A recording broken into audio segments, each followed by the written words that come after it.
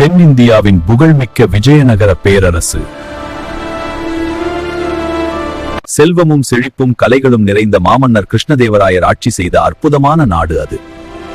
விஜயநகர அரசில் அறிவும் நகைச்சுவையும் சேர்ந்த தெனாலிராமன் வாழ்ந்தார். எங்கள் வீட்டுல ஒரு விழா இருக்கிறது, அதனாலதான் இவ்வளவு பொருட்கள் வாங்குகிறேன்.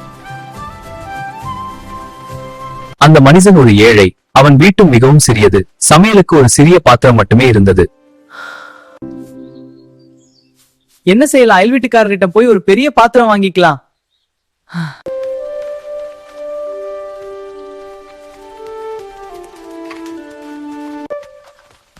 அண்ணே, எங்க வீட்டுல ஒரு விழா இருக்குது. பெரிய பாத்திரம் ஒன்றை கொஞ்சம் கடன் கொடுக்க முடியுமா?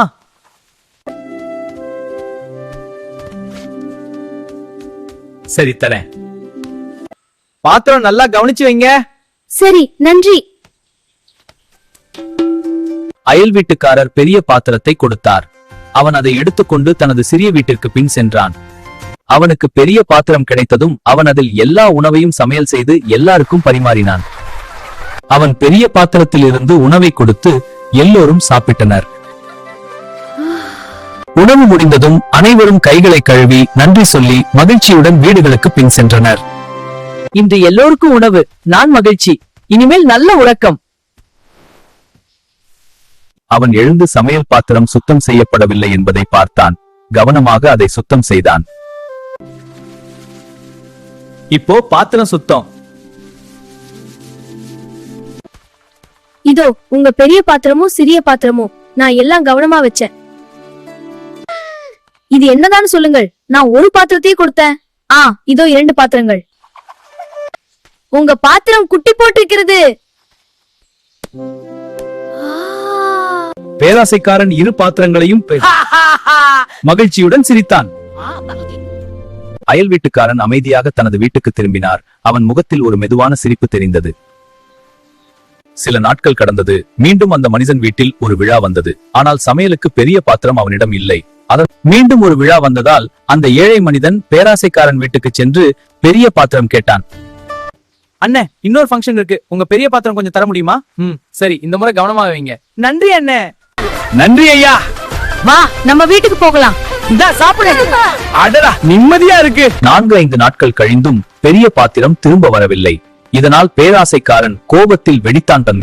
ஏய், என் பெரிய பாத்திரம் எங்க? இவ்வளவு நாட்களாக ஏன் திருப்பி கொடுக்கல? அண்ணே, கோவப்படாதீங்க, ஒரு விஷயம் சொல்லணும். அனைவரும் ஆச்சரியமாக பார்த்து கொண்டிருந்தார்கள். ஐயா, நான் மிகவும் வருந்துகிறேன். அண்ணே, ரொம்ப வருத்தமா சொல்றேன். உங்க பெரிய பாத்திரம் இறந்துடுச்சு, அதனாலதான் திருப்பி கொடுக்க முடியும். என்னடா சொல்றே? இது எல்லாம் போய் வா, அரசவைக்கு போய் நீதியை கேட்போம்.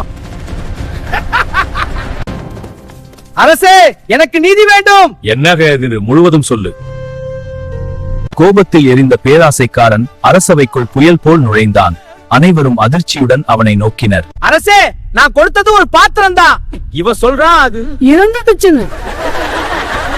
இல்ல அரசே, அது உண்மையாதான். முன்னாடி நான் வீட்டிலிருந்து ஒரு பெரிய பாத்திரம் வாங்கினேன். அது என் வீட்டுல இருந்த போது குட்டி போட்டது. அதனால ஒரு சிறிய பாத்திரத்தையும் சேர்த்து திருப்பி கொடுத்தேன்.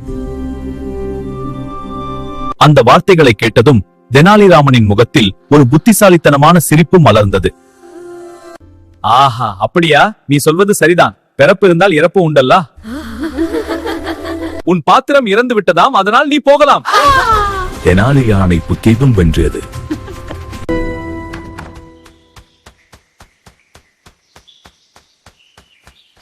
அவர் பேராசைக்காரன் தான் தவறு செய்தார். ஆனாலும் நீயும் தவறு செய்தாய்.